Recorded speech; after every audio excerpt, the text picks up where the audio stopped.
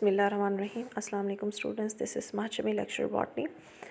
आज का जो हमारा बॉटनी का लेक्चर है that will start from the root apex. इससे पहले हमने मेरिस्टेम के बारे में पढ़ा, हमने शूट एपिक्स के बारे में पढ़ा, उसकी थ्योरीज़ के बारे में पढ़ा, उसके बाद फिर हमने फ्लोरा एपिक्स के बारे में पढ़ा। आज हम रूट एपिक्स के बारे में पढ़ेंगे। तो रूट एपिक्स कहाँ बनता है? ऑब्वियसली रूट के ऊपर बनता है and by the activity of apical meristem of root. Root grow in the soil. As we know, root is the anchorage part of the plant, or it is involved in the absorption of the water and nutrients from the soil. That's why it is present in the soil. Therefore, their meristematic cells require proper protection from injury. तो इसलिए क्योंकि इनका काम बहुत important है। वैसे तो plant care part का काम इम्पॉर्टेंट है, लेकिन अगर रूट्स ना हो तो प्लांट जो है वो बिल्कुल भी सर्वाइव नहीं कर सकते, क्योंकि उनको खड़े होने की जगह नहीं मिलेगी, उनको ज़मीन से न्यूट्रिएंट्स नहीं मिलेंगे। तो इसलिए प्लांट इस पार्ट के ऊपर जो मेरिस्टेमेटिक सेल्स हैं ये प्लांट की रूट को इंजरी से बचा रहे हैं। Root cap provide this protection. The organization of the meristematic cells in the root apex has different pattern than the stem. तो स्टेम के निस्बत जो रूट के अंदर जो मेरिस्टेमेटिक सेल्स का पैटर्न है वो डिफरेंट है काफ़ी हद तक. Root does not produce nodes and internodes. जैसे उधर तो हमने पढ़ा था शूट के अंदर कि इसमें नोड्स बनते हैं, इंटरनोड्स बनते हैं. उस हिसाब से हमारे पास डिफरेंट टाइप की मेरिस्टेम थी, जिनमें हमने एपिकल मेरिस्टेम, इंटरकैलरी मेरिस्टेम और लेटरल मेरिस्टेम के बारे में पढ़ा था. तो यहाँ पर नोड्स और इंटरनोड्स नहीं बनते. तो थ्रू आउट द रूट जो है वो मेरिस्टेमेटिक सेल जो हैं वो यूनिफॉर्म रहते हैं. There may be single root initial as in many lower vascular plants, or there may be group of initial as in most of the angiosperms and gymnosperms. यानी single root initial भी हो सकता है और बहुत सारे सेल्स मिलकर भी रूट इनिशियल्स बना सकते हैं.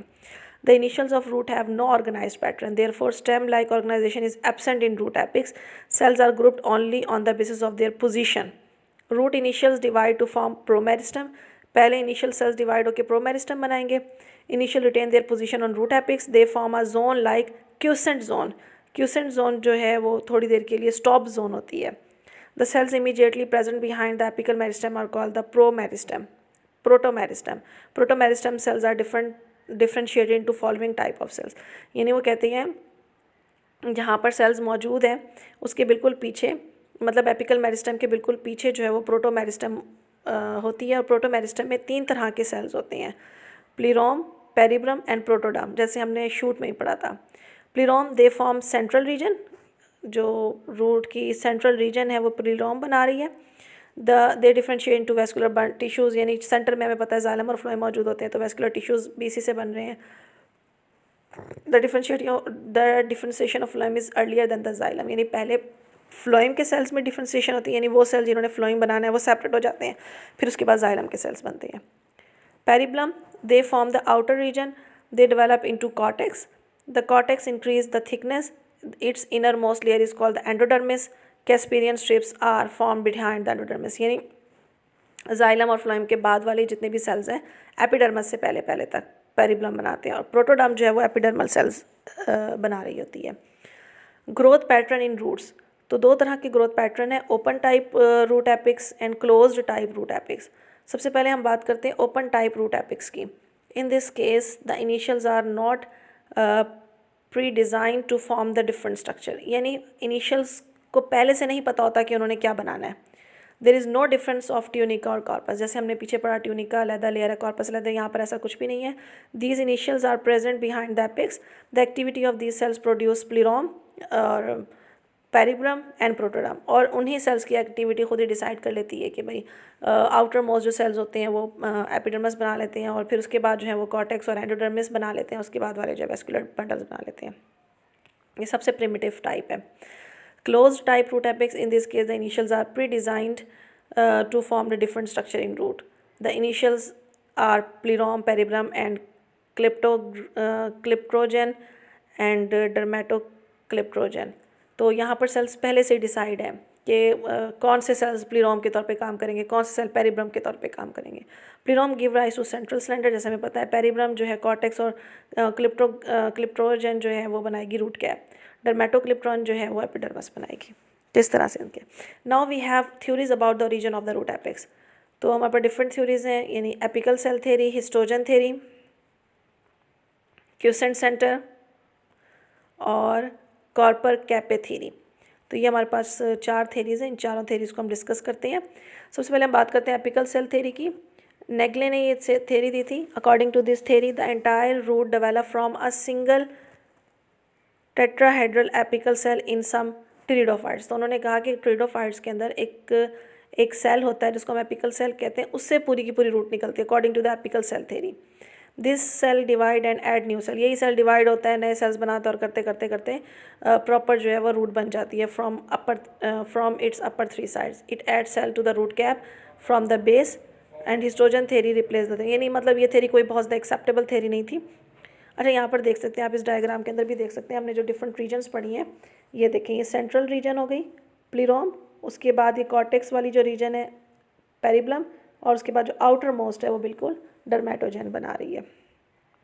और ये वाली जो रीजन है इसको हम कहते होते हैं क्लिप्टोजन। यहाँ पर बिल्कुल ये क्यूसेंट सेंटर है और ये जो है वो सारी की सारी रूट कैप है। तो इस तरह से डिफरेंट रीजन्स जो हैं वो रूट के अंदर मौजूद होती हैं। खैर, apical cell theory was not acceptable, उसको जो है रिप्लेस किया हिस्टोजन थेरी ने। It is proved that histogen do not exist in the shoot apex. ऊपर हमने पढ़ा था कि शूट एपिक्स के हिसाब से जो थेरी थी उसमें हिस्टोजन थेरी भी रिप्लेस हो गई थी। But many authors use the term dermatogen periblem plerome from root. Dermatogen is the meristem of the epidermis, plerome is the meristem of cortex, periblem is the meristem of cortex and plerome is the meristem of the central cylinder. ये पीछे हम पढ़ चुके हैं। New cells replace the mother cell of various tissue system of root. The new cells are derived from the common permanent initials. Initials क्या होते हैं? Basically initials वो सेल हैं जिन्होंने डिवाइड होकर बाकी पार्ट्स बनाने हैं। तो जो न्यू सेल्स हैं वो इनिशियल से ही बनते हैं। In many cases more than one tissue develop from a group of temporary initial और प्रोमेरिस्टेम। बाज़ ये होता है कि एक से ज़्यादा टाइप के सेल्स भी जो है ना एक टेम्परेरी इनिशियल से बन सकते हैं। Therefore terms protoderms, meristem of cortex and meristem of vascular cylinder may be used for these meristem. In 1960, Gutenberg gave a different concept. According to him, meristem of different tissue system can be traced into root apex. उसने कहा कि हम root apex में different meristems को trace कर सकते हैं, यानी देख सकते हैं। These are found at various distance from the central cell. यानी कहाँ पर मौजूद हैं? सेंट्रल सेल से काफ़ी डिस्टेंस के ऊपर।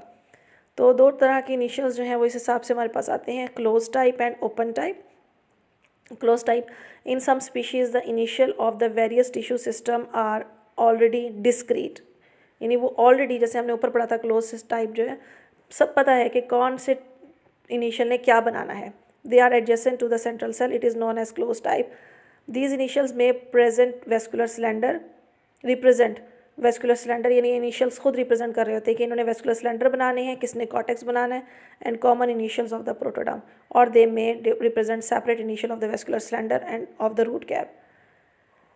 जेंसविस्की named special initials of root cap as calyptrogen. तो उसने कहा था कि जो स्पेशल इनिशियल्स हैं जिन्होंने प्री डिसाइड किया हुआ होता है कि कौन से वाले पार्ट ने क्या बनाना है, उसको हम कहते होते हैं क्लिप्टोजन।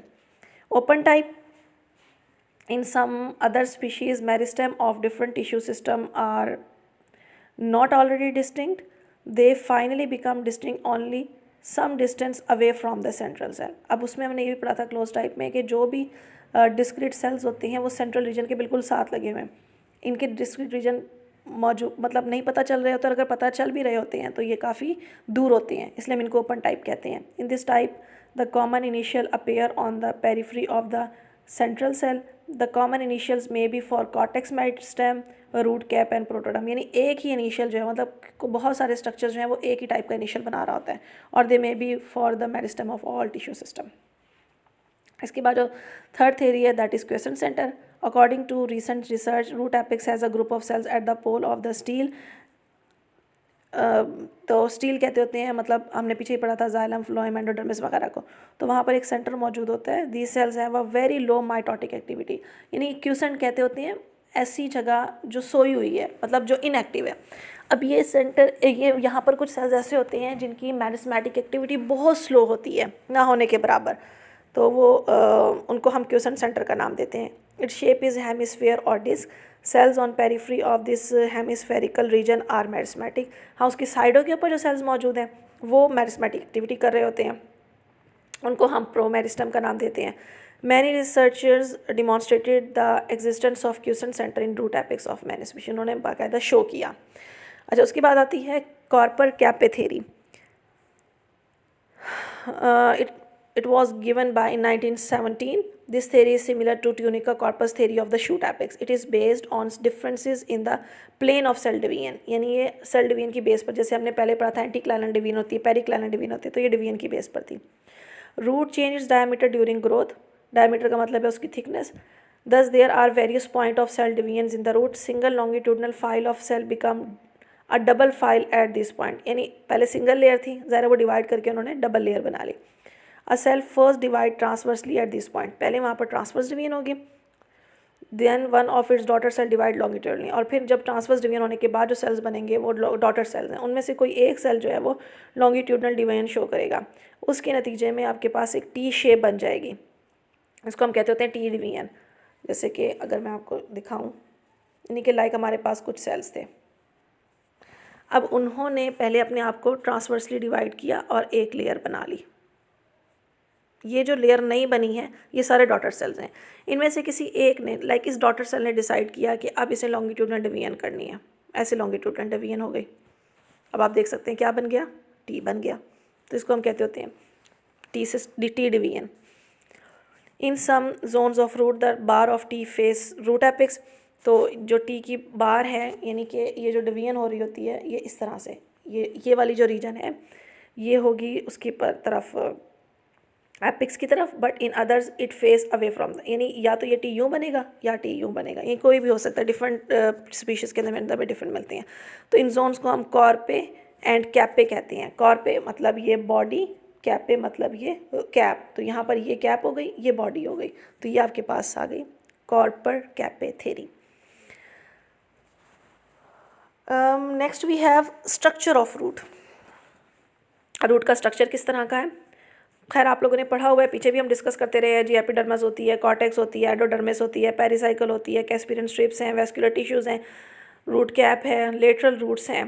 तो ये सारी की सारी होती हैं, लेकिन फिर भी हम इनको अब डिटेल में देखने जा रहे हैं। Structure of root. The root is underground part of the plant, जानते हैं हम। It anchor the plant in the soil, it is also use to absorb water and mineral from the soil. ये सारी चीज़ें आपने पढ़ी हुई हैं, इसलिए मैं सिर्फ इसको रीड करती जा रही हूँ। The root structure is almost uniform throughout its length. It is without node and internode. There are two type of root, tap root और टैप रूट, और primary root and adventitious root. यानी वो tap root का दूसरा नाम है primary root. Tap root जो है वो एम्ब्रियो से निकलती है, एडवेंटिशियस रूट जो है एम्ब्रियो के अलावा किसी पार्ट से निकलती है, like it may be from the stem, it may be from the main branch. Root has 3 distinct tissue system. कौन से, epidermis, cortex and vascular tissues. The vascular system forms solid cylinder of hollow cylinders, जिसमें phloem और xylem होता है। Endodermis is present between cortex and vascular tissues. Root cap is also present in the primary roots.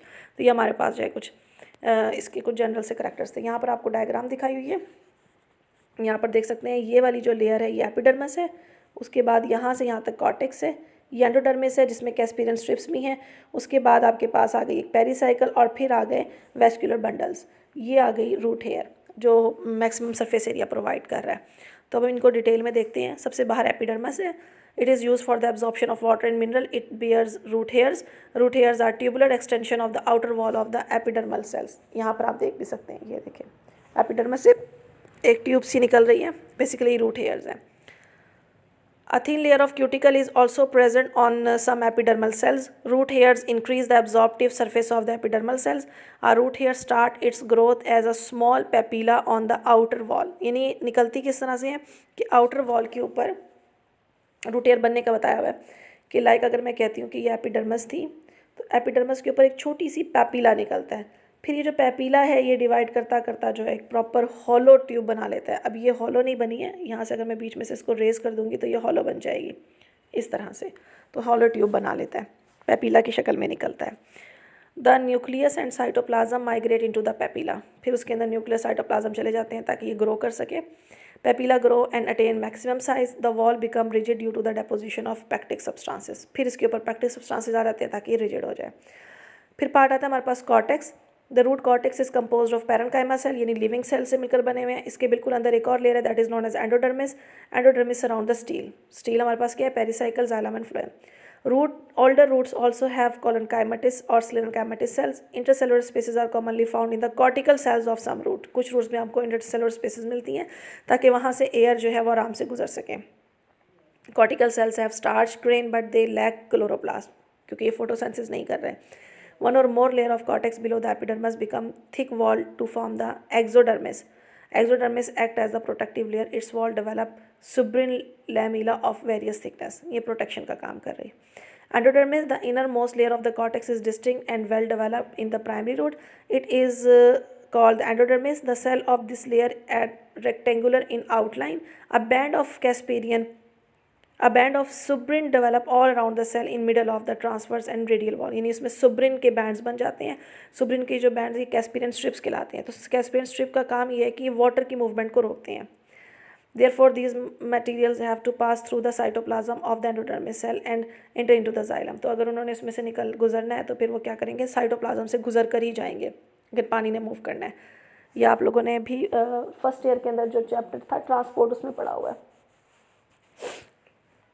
Thus, endodermis control the movement of absorbed mineral.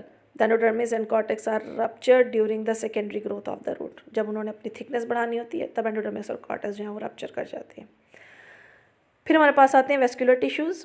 तो vascular tissues जो हैं वो कहते हैं होल्ड रिजाइना to the endodermis to form stele. Stele is composed of following type of tissues: parenchyma, xylem, phloem, cambium, pith. तो यहाँ पर हमारे पास है सबसे पहले parenchyma. Outermost part of the steel consists of one or more layer of the parenchyma cells. The outer layer of this parenchyma cell is called the pericycle. Then we have xylem. Xylem जो एक solid central core बनाता है gymnosperms में and dicotyledonous में. The outer margin of this center core has ridges. These ridges extend toward the pericycle. यानी इसके कुछ ridges निकले हुए जो pericycle तक जा रहे हैं. The number of xylem ridges varies in different plant. The protoxylem elements at the tip of the ridges are narrow. They have reticulate, annular और spiral thickening. ये thicknings भी आपने पढ़ी हुई हैं. The xylem elements are wider in center. तो अंदर से वो खुले खुले हैं.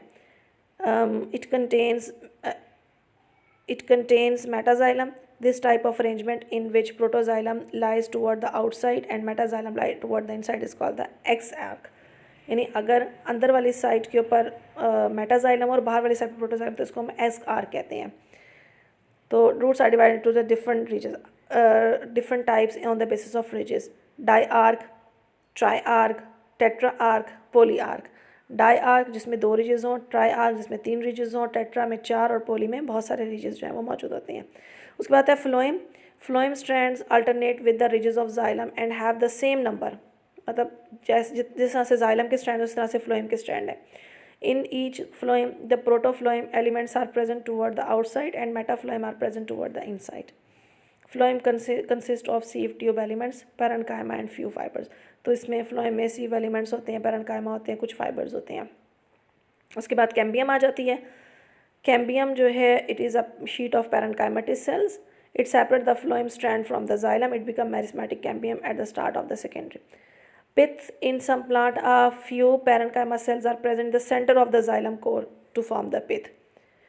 अच्छा, ये तो हो गए जनरल वेस्कुलर टिश्यूज़. उसके अलावा फिर हम कहते हैं कि रूट्स के अंदर रूट कैप भी मौजूद होती है. It is present at the tip of the root. It protect the underlying apical meristem. Start में बिल्कुल हमने पढ़ा कि ये जो है वो इंजरी से बचाती है. Root cap also help in the penetration of the root in soil. Root cap also control the geotropic response of root. Geotropic response क्या था कि movement toward the stimulus of the gravity. The cell of the root cap are living, इसीलिए grow कर सकते हैं तेज़ी से. They contain abundant starch grain. The wall of the cells are mucilaginous. Mucilaginous wall help in gradual slowing of the soil from the outer layer. इन्हें आसानी के साथ जो है अंदर पेनिट्रेट कर सकें. Apical meristem add new cells and increase the thickness of root cap. Central cells of root cap in many part of form a constant structure called the columella. Centre में जो कुछ सेल्स है columella बनाते हैं. Environmental condition stimulate development of root cap. Root cap are not develop when plants are grown in solution. जब हम इनको experiments के लिए सोल्यूशन में ग्रो करते हैं लेबॉर्ट्री में तब रूट कैप नहीं बनती. रूट कैप सिर्फ सॉइल में बनती है. अच्छा, कुछ लेटरल रूट्स भी बनती हैं. Region of lateral roots is endogenous. Lateral roots arise from the deeper layer like pericycle. यानी एंडोजिनस यानी अंदर से कहीं से रूट्स निकल रही हैं. The origin of lateral roots has a specific position in different type of roots. In a diarch root यानी जहाँ पर 2 आर्क्स मौजूद होती हैं जहाँ पर 2 रिजेस होती हैं, वहाँ पर वो कहते हैं lateral roots arise between the phloem and xylem strand. In a triarch और tetrarch root the lateral roots arise from just opposite to the protoxylem. ये रीजन्स बताई हुई हैं कि लेटरल रूट कौन सी टाइप में कहाँ से निकलेगी। पोली आर्क में वो कहते हैं कि ये फ्लोएम स्ट्रैंड्स के अपोजिट पोजीशन से निकलती है। The pericyclic cell become meristematic in lateral root development in the specific region. The cell divide to form small protuberances call the root primordia. तो जो हमारे पास लेटरल रूट्स निकलती हैं उनमें कुछ सेल्स जो हैं पेरिसाइक्लिक जो सेल्स हैं वो मैरिस्मेटिक हो जाते हैं, यानी डिवाइड करना शुरू कर देते हैं और उसके अंदर से फिर कुछ प्रोट्यूयंस निकलती हैं, कुछ आउटग्रोथ निकलती हैं, उनको हम कहते होते हैं root primordia. These protons push toward the cortex by rupturing it. The future root cap and root meristem are formed. The procambium strands develop into this root primordia. तो इस तरह से रूट का स्ट्रक्चर आ गया। आज का लेक्चर यहीं तक। नेक्स्ट हम इंशाल्लाह सेकेंडरी ग्रोथ ऑफ रूट से स्टार्ट करेंगे और उसको फिर आगे लेके चलेंगे, जिसमें हम मोनोकॉट्स की रूट देखेंगे, डाइकॉट्स की रूट देखेंगे और फिर डिफरेंट उनके स्ट्रक्चर्स देखेंगे। तो यहाँ तक के लिए इतना ही। अगर आपको किसी भी जगह पे प्रॉब्लम हो तो आप मुझसे पूछ सकते हैं। बेस्ट ऑफ लक, अल्लाह हाफ़िज़।